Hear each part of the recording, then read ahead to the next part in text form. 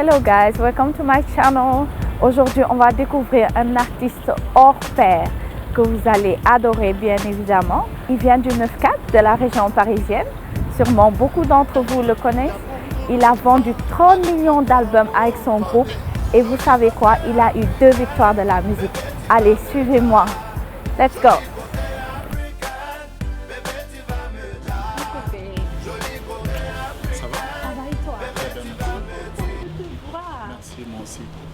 Alors, Mokobe, une petite présentation, s'il te plaît. Mokobe du groupe 113, d'origine malienne sénégalaise de père et malienne mauritanienne de mère. Et donc voilà, panafricain et heureux d'être là et d'être parmi vous et d'être avec toi, Charlène. Écoute, c'est un plaisir. On va commencer cette interview, mais ce sera une interview spéciale. Parce qu'on va te demander de piocher des papiers et je vais lire la question, of course. Après, tu vas répondre, d'accord? Tu es prêt? Ok. Super. Vas-y.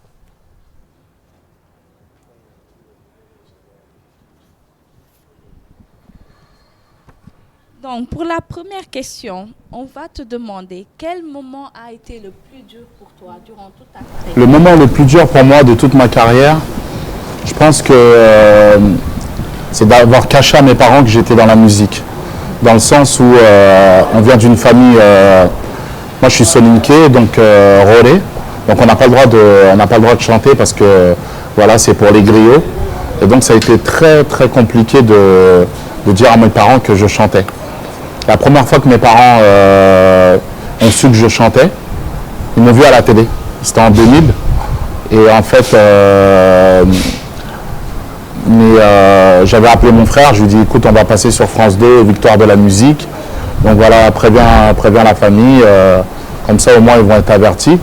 Et Dieu merci, ce jour-là, on a gagné 2 victoires de la musique, ce qui s'était jamais vu dans l'histoire du rap français. Et on avait vendu plus d'1 million de disques avec mon groupe 113 sur cet album-là. En tout, on a vendu au moins plus de 3 millions de disques. Et moi, je pensais que mes parents allaient être fiers. Hein. Je pensais qu'ils allaient être fiers et tout, qu'ils allaient être contents. Donc le soir, ils m'ont dit oui, c'est bien, on t'a vu à la télé, mais bon, il va falloir que tu trouves un métier, tout ça. Et je pense qu'au fur et à mesure, avec le temps, mes parents, ils ont su apprécier ma musique, surtout de par mes collaborations, mes grosses collaborations avec des artistes africains. Et la seconde question?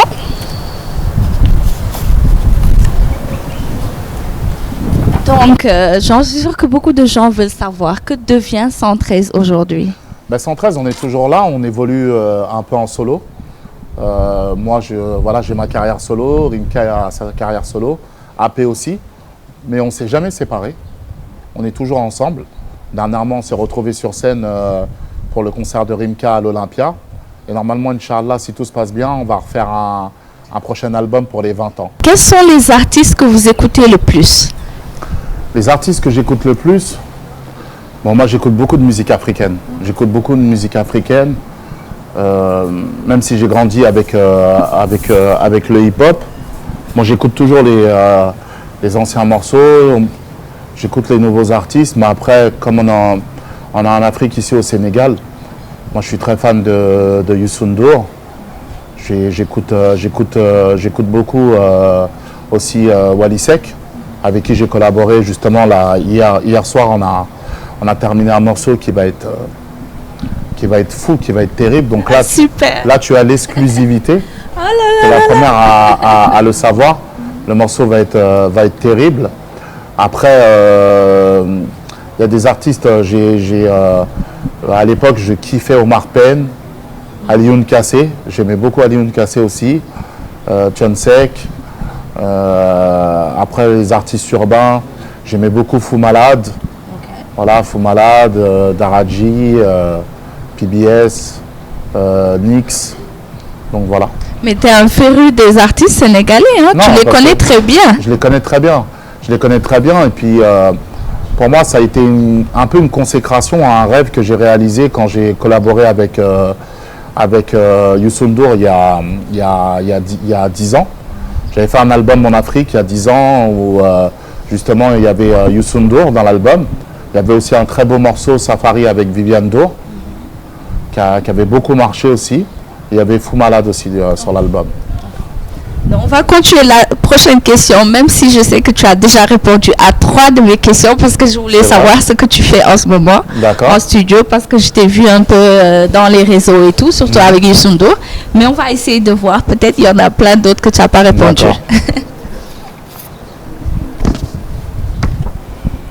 Donc, le Mokobé d'hier, on le connaît tous. Donc, c'est qui le Mokobé d'aujourd'hui en matière de musique, de rap, en matière de personnalité? Parce que tu as beaucoup changé. Hier, tu étais tout le temps avec 113 et tout. Après, tu as pris ta carrière, tu as commencé tes propres albums.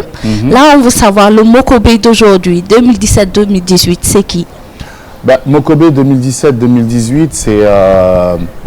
on va dire Mokobé 2018 comme on est en 2018.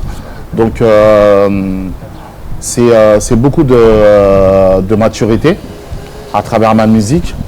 Là, je suis en train de terminer l'album qui va normalement, Inch'Allah, sortir pour mars-avril. Mokobra, n'est-ce pas? Comment? Mokobra?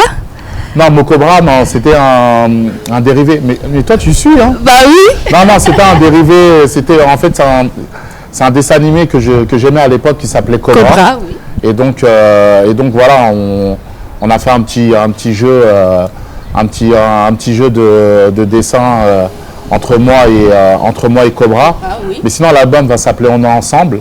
Et ça va être un peu dans la continuité de ce que je fais, mais avec beaucoup d'évolutions musicales. Et surtout, voilà, on s'adapte aussi à la nouvelle génération de manière à proposer quelque chose de frais et d'innovant. Et donc, ma prochaine question sera, qu'est-ce que tu prévois, par exemple, pour les jeunes Africains? Parce que j'ai vu que tu es beaucoup dans les aides sociales, tu aides beaucoup socialement.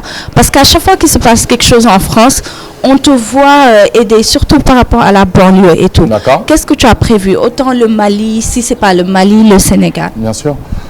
En fait, pour moi, je pense que comme on est des leaders d'opinion et qu'on représente la voix des sans-voix, pour moi, et je le regrette très sincèrement qu'il n'y ait pas encore assez d'artistes justement qui se mobilisent justement contre les injustices ou pour faire évoluer l'Afrique, parce que c'est notre rôle. Et moi, voilà, je me considère un peu comme un ambassadeur, parmi tant d'autres bien évidemment, mais comme un ambassadeur. Et pour moi, je pars du principe où il est important justement d'apporter de l'énergie, de la force à toutes ces associations qui sont là pour faire évoluer notre continent. Donc effectivement, en France, je suis impliqué dans pas mal d'événements sociaux, pas mal d'associations, mais j'aspire justement à faire évoluer les choses. Là, comme projet, il y a une fondation, il y a ma fondation qui va arriver.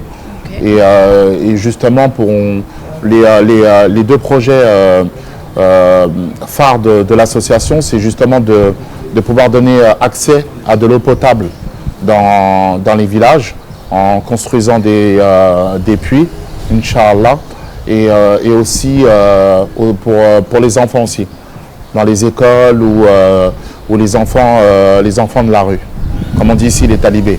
Je suis très impressionnée parce que si vous le savez bien, Mokobé est né et a grandi en France. Donc, il n'y a pas beaucoup d'artistes qui sont rappeurs français. C'est vrai qu'ils sont des pays africains, mais qui reviennent en Afrique et qui donnent. Et puis, en parlant de ça, il y a Ethnie. Je t'ai vu une photo avec l'association Ethnie. Peux-tu nous en parler? Ethnicité, c'est une association qui est au Sénégal, là, justement, depuis le 18 décembre. En fait, ils ont apporté un soutien à l'école Sakura Badiane, justement pour rénover les classes d'école et aussi pour construire un terrain de foot et de basket. Et donc, ils ont fait appel à moi. Et je suis très fier justement de soutenir cette association en tant que parrain. Donc je suis parti visiter l'école, il y avait plus de 700 enfants. et d'apporter aussi de la visibilité aussi à travers les réseaux sociaux, de manière à ce qu'on puisse partager et aussi faire des dons aussi pour les cagnottes, pour les aider. Je trouve que le projet est louable parce que c'est des gens qui sont tous basés en France.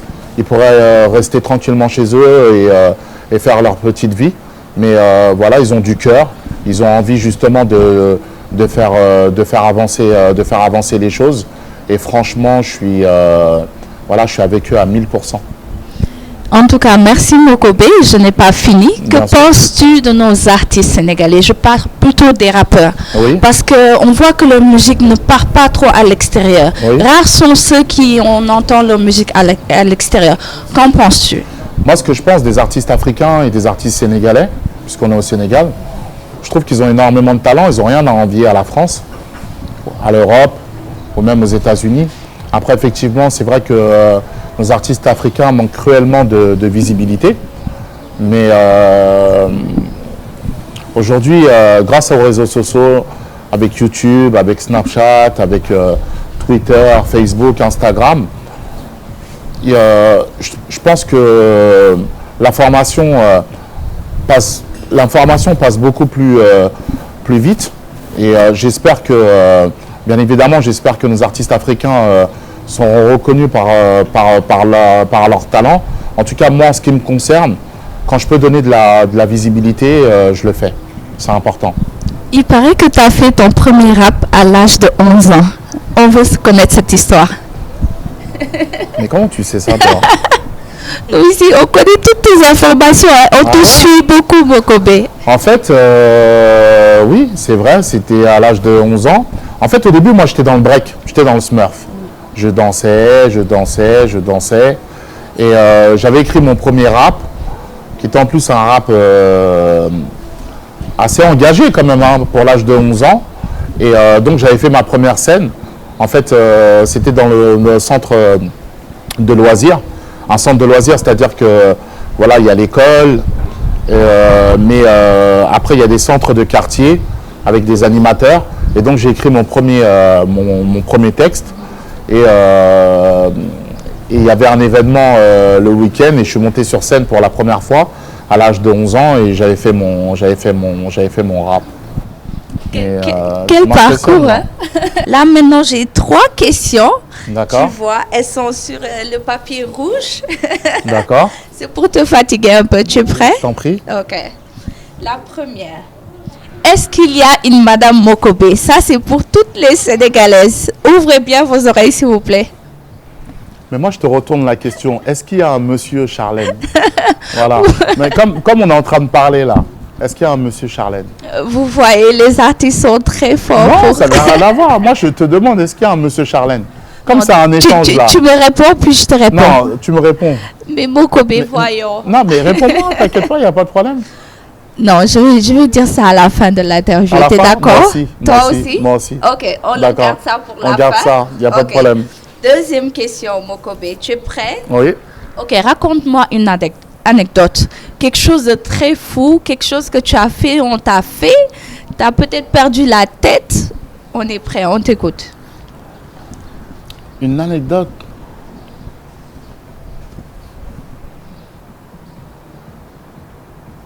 Wow. Là, tu m'as posé une vraie question. Quelque chose de fou qu'on m'a fait. Ou qui t'est arrivé, ou c'est toi-même qui l'as fait. On essaye de plonger un peu dans tes souvenirs. J'étais bloqué dans un ascenseur avant un concert. Je te jure. Sérieux? C'est-à-dire que la salle est pleine à craquer. On m'attend. Okay. Donc, on est à l'hôtel. On m'appelle dans la chambre. On me dit, voilà, est-ce que tu es prêt? Il faut y aller. Tout le monde t'attend. Donc, on est prêt. Je sors de ma chambre. Je prends l'ascenseur. Bam! No way. L'ascenseur reste bloqué. Ah, j'ai pété un plomb. On est resté peut-être 2 heures dans l'ascenseur. C'est pas possible. Je te jure. Et pendant ce temps, qu'est-ce que le public faisait? Et pendant ce temps-là, le public attendait. Donc, moi, j'étais au téléphone. Donc, carrément, même au téléphone, le présentateur de l'événement, du concert, a mis le micro. On dit, moi, je disais, désolé, je suis dans l'ascenseur. Je vais arriver, tout ça et tout. J'entendais les gens crier derrière. Et voilà, mais après, Dieu merci, ça s'est super bien passé. Ça s'est super bien passé, ils m'ont pardonné. Je leur ai expliqué, voilà, je leur ai dit, c'est pas de ma faute, c'est de la faute de l'ascenseur. Tout le monde a rigolé, puis le concert s'est très bien passé. Mais c'est une superbe histoire, ça. Merci, Mokobe. Merci. Dernière question, ça c'est pour les demoiselles sénégalaises. On veut savoir, Mokobe, quel est ton type de femme? Mon type de femme, moi j'aime la femme africaine. J'aime la femme africaine parce que je la trouve sublime, je la trouve exceptionnelle, je la trouve ravissante, je la trouve esquisse. Pour moi, la femme africaine, c'est la plus belle femme au monde. Et j'aime la femme. J'aime la femme quand elle est raffinée, quand elle est simple. Qu'est-ce que je peux dire encore? Il y a beaucoup de choses que j'aime. Hein. Il y a beaucoup de choses que j'aime, mais voilà, pour moi, la femme africaine est la plus belle femme au monde. Sans débat. C'est de très beaux mots, Mokobe. Merci beaucoup. Ça nous fait énormément plaisir. Merci. Donc, parle-nous un peu plus de ton album, On est ensemble, Oui. pour un peu clôturer cette interview. L'album On est ensemble, c'est un album qui a pris du temps. J'ai pris beaucoup de temps. J'ai même pris un peu trop de temps même parce que les gens sont vraiment impatients. Ça fait très longtemps que je n'ai pas sorti d'album. Et parce que j'étais un peu dans une période où voilà, je me posais aussi beaucoup de questions. Ça arrive. Hein. Dans une vie artistique, à un moment donné, on se pose beaucoup de questions. J'avais besoin de me retrouver, de me reposer. Et là, je suis très content parce qu'on est justement à la fin justement je suis à la fin de l'enregistrement de cet album. On est en train de clôturer l'album. C'est un album qui regroupe pas mal d'invités.